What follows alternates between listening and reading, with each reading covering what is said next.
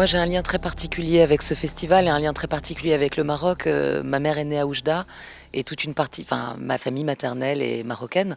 Donc, c'est toujours une émotion très particulière pour moi. Et j'ai eu la chance de venir aussi au festival en tant que jury.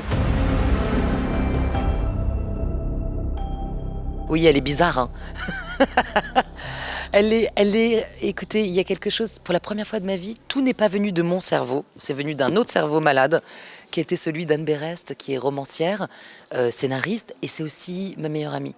Et donc, il y avait quelque chose de très étrange, ça a été sous l'égide comme ça de l'amitié au départ. Elle m'a vue dans un moment où je sortais d'un film, parfois après le cinquième, sixième film, et elle m'a dit, mais tiens, elle m'a tendu ce petit livret, il y avait 30 pages. Et c'est pas de la fausse modestie de le dire, mais il y avait déjà tout, le film. Ça s'appelait Liliane Steiner, c'était l'histoire d'une psychiatre qui était un peu rigide, un peu sûre d'elle, se la pétait un peu, et qui, à un moment, en fait, à qui on apprenait la mort de l'une de ses patientes. On lui disait qu'elle se suicidait. Et elle avait une manifestation d'empathie étrange. Elle se mettait à pleurer. Donc pour moi, ça commençait comme une blague juive, en fait. C'est genre une psy qui n'arrête pas de pleurer quand vous lui racontez vos histoires. Et j'ai suivi, et tout m'a plu dans cette histoire qu'on a ensuite retravaillée ensemble avec Gaël Massé. Et c'est devenu étrange. De la comédie de remariage, de la comédie familiale, un petit drame psychanalytique et du thriller, parce qu'on enquête. Oui, c'est assez intéressant de dire tactile, j'aime. Il y a quelque chose de... J'ai senti que ce qui nous plaisait, c'était... D'habitude, on a tendance à penser que c'est le personnage qui parle, qui est le plus important, c'est le héros, c'est l'héroïne. Et là, en fait, on renversait quelque chose, puisque c'est celle qui est censée écouter, qui est l'héroïne. Donc tout le film était un peu comme ça, c'est-à-dire on était dans des moments de sur quoi on va monter, sur quel type de... Qu'est-ce qui circule quand on entre, vous savez, parfois on entre dans des lieux qui sont chargés de quelque chose, chargés d'histoire ou des pierres. Et puis le cabinet d'une psychiatre, d'une psychanalyste, c'est chargé de quelque chose de très particulier. On se dit, mais qu'est-ce qui a été raconté là? Quel type de folie, de névrose, de psychose, de secret ont traversé? C'est comme si ça emplissait les espaces et le cinéma est fait pour le capturer. Bah, c'est la question. Je pense qu'il faut lui demander, elle, ce qu'il... En fait, quand on est en plus quelqu'un comme Jodie Foster, donc Jodie Foster, elle m'a construite depuis toujours. Je suis pas la seule. Je ne sais pas si vous avez remarqué, on est quand même très nombreux à avoir quelque chose.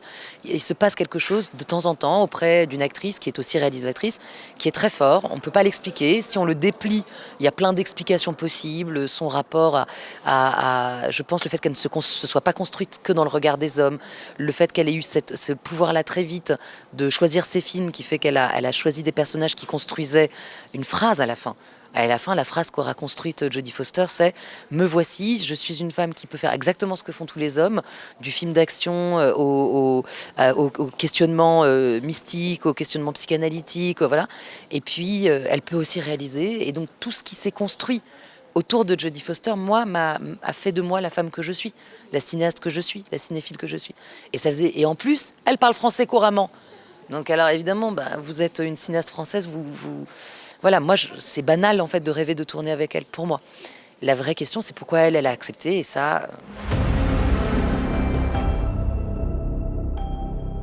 bien sûr, c'est pas que je l'ai adapté, c'est que je l'ai écrit pour elle. Donc c'était Anne Berest ne l'a pas écrit en pensant à elle, parce qu'on pouvait même pas rêver de se dire bon pourquoi ce serait une femme. Au départ c'est une psychiatre parisienne.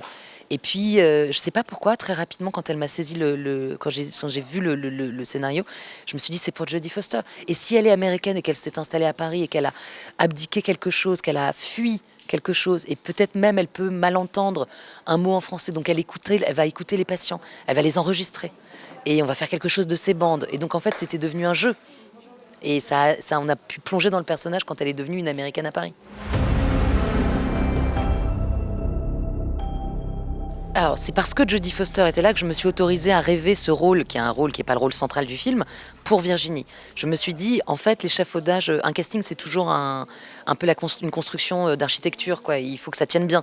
Donc, si vous avez Jodie Foster, il faut trouver qui en face va avoir l'assurance et puis la présence aux yeux des spectateurs, parce qu'en fait, ça phagocyte tout, Jodie Foster. On ne peut regarder qu'elle dans le cadre.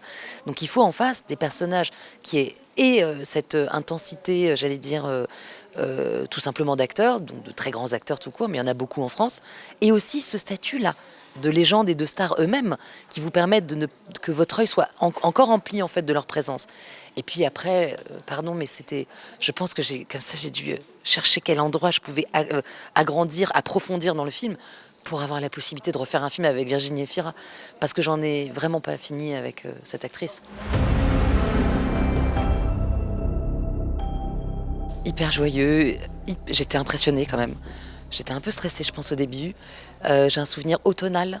J'ai un souvenir d'avoir traqué l'automne, les lumières d'automne dans Paris. Un souvenir de Wiseman sur le canapé avec Jodie Foster. J'ai des souvenirs de Vincent Lacoste avec un bébé dans les bras et Jodie Foster jouant sa mère. J'ai des souvenirs de Virginie allongée sur le divan, Irène Jacob avec son pull en V, Sophie Guillemin qui hypnotise. Voilà, je garde un souvenir concentré, joyeux, automnal.